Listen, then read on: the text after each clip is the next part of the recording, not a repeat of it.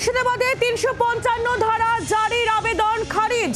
কেন্দ্রীয় সরকারের হস্তক্ষেপ চেয়ে মামলা হয়েছিল, আবেদন করা হয়েছিল সুপ্রিম কোর্টে, সেই আবেদনই এবার খারিজ করে দেওয়া হলো। আইনজীবী তিনি দায়ের করেছিলেন এই মামলা, সেই আবেদন এবার খারিজ করে দেওয়া হলো। রাজীব চক্রবর্তী আমাদের প্রতিনিধি আরো বিস্তারিত জানাবেন। রাজীব, কি আপডেট? দেখো, এই মুহূর্তে বড় আপডেট। মুর্শিদাবাদে হিংসার ঘটনার প্রেক্ষিতে ৩৫৫ ধারা অর্থাৎ আর্থিক জরুরি অবস্থা রাজ্যে জারি করার জন্য রাষ্ট্রপতিকে নির্দেশ দিক সুপ্রিম কোর্ট, এমন একটি আর্জি জানানো হয়েছিল সুপ্রিম কোর্টে। সুপ্রিম কোর্ট একেবারে পত্রপাঠ সেই আর্জি খারিজ করে দিয়েছে। রাষ্ট্রপতিকে এ বিষয়ে নির্দেশ দেওয়ার ক্ষেত্রে, নির্দেশ দেওয়ার প্রসঙ্গে বিচারপতি বি.আর. গাভাই তাঁর যে পর্যবেক্ষণ সেটিও এক্ষেত্রে খুব গুরুত্বপূর্ণ। তিনি বলেছেন, ইতিমধ্যেই আমাদের বিরুদ্ধে, আমাদের অর্থাৎ আদালতের বিরুদ্ধে আইনসভার ক্ষেত্রে বিভিন্ন ক্ষেত্রে হস্তক্ষেপের অভিযোগ উঠেছে। সুপ্রিম কোর্টের প্রাক্তন বিচারপতি নেতৃত্বাধীন ৩ সদস্যের কমিটির মাধ্যমে তদন্তের আবেদন জানিয়ে শীর্ষ আদালতে আগেই মামলা করেছিলেন দেবদত্ত মাজিদ। এবার তিনি নতুন মামলা করেছিলেন, যেখানে তিনি ৩৫৫ ধারার জারি করার আবেদন জানিয়েছিলেন। এবং পশ্চিমবঙ্গে ৩৫৫ ধারা জারির আবেদনের পাশাপাশি মুর্শিদাবাদের উপদ্রুত এলাকায় কেন্দ্রীয় সরকারকে আধা সামরিক বাহিনী মোতায়েন করার একটা আর্জিও কিন্তু তিনি জানিয়েছেন। এবং সেই আবেদনের কিন্তু উল্লেখ করা হয়েছে আদালতে। আজকে তার আইনজীবী বিষ্ণু শঙ্কর জৈন উল্লেখ করেছেন, ইতিমধ্যেই আগামী মঙ্গলবার অর্থাৎ আগামীকাল শুনানির জন্য সেই মামলা কিন্তু তালিকাভুক্ত রয়েছে।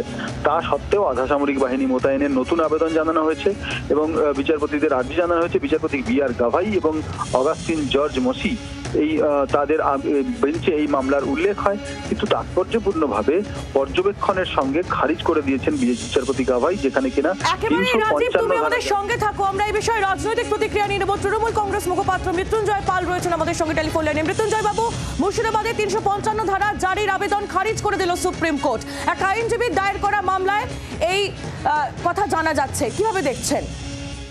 দেখুন, এটা তো হওয়ারই ছিল, কারণ যেই ঘটনা ঘটেছে সেই ঘটনা আমরা কেউই চাই না পশ্চিমবঙ্গের বুকে, কিন্তু ঘটনাটা ঘটেছে এবং আমরা সঙ্গে সঙ্গে প্রশাসন কিন্তু তার ভূমিকা পালন করেছে এবং পালন করার পরে যারা এই দাঙ্গার সাথে যুক্ত, দাঙ্গাবাজদের অ্যারেস্ট করা শুরু হয়েছে এবং এখন শান্তি বজায় আছে।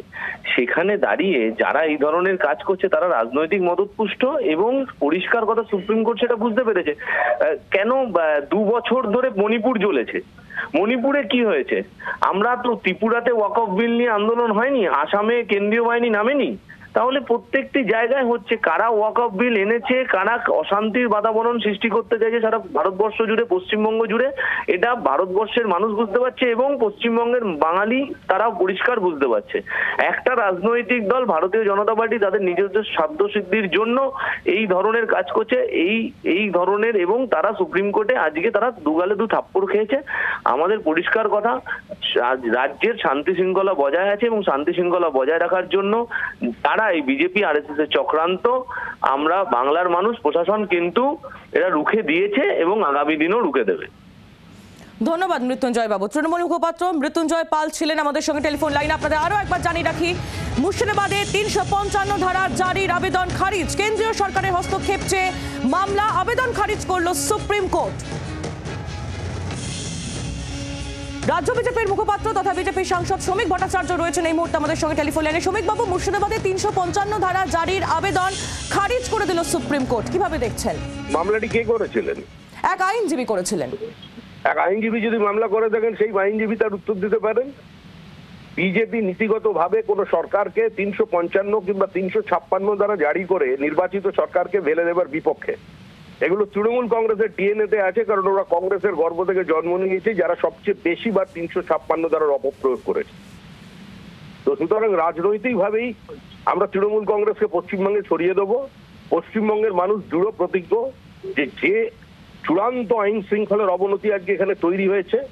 যে রাজ্যে একজন মহিলা দাঁড়িয়ে বিএসএফ কে বলছেন, আপনি আমাকে গুলি করে দিন, আমি অন্যের হাতে অপবিত্র হতে চাই না, যেখানে মানুষ তারা চোখের জল ফেলে বারবার আত্মচিৎকার করছে বিএসএফ এর ক্যাম্প চাই, যেখানে 7 পুরুষের ভিটে ছেড়ে মানুষ চলে যাচ্ছে ঝাড়খণ্ডে, বলছে 4 ঘন্টা পরে পুলিশ এসছে তখন সব শেষ, যেখানে শিক্ষক ছাত্রের হাতে তলোয়ার নিয়ে আক্রমণ করছে শিক্ষককে, ঠিক বাংলাদেশের ঘটনার রিপ্লে। তো সে জায়গায় কোনটার কি প্রয়োজন, কোনটার কি প্রয়োজন নেই, সেটা ওইসব আদালত বিচার করবে। আর আদালতের জন্ম হয়েছে মানুষের জন্য, মানুষ আদালতের জন্য জন্মায়নি। গণতন্ত্রের শেষ কথা বলে মানুষ, আর মানুষই শেষ কথা বলবে তৃণমূলের বিসর্জনের মধ্যে দিয়ে। বাংলার আওয়াজ, বাঙালির আবেগ, জি 24 ঘন্টা।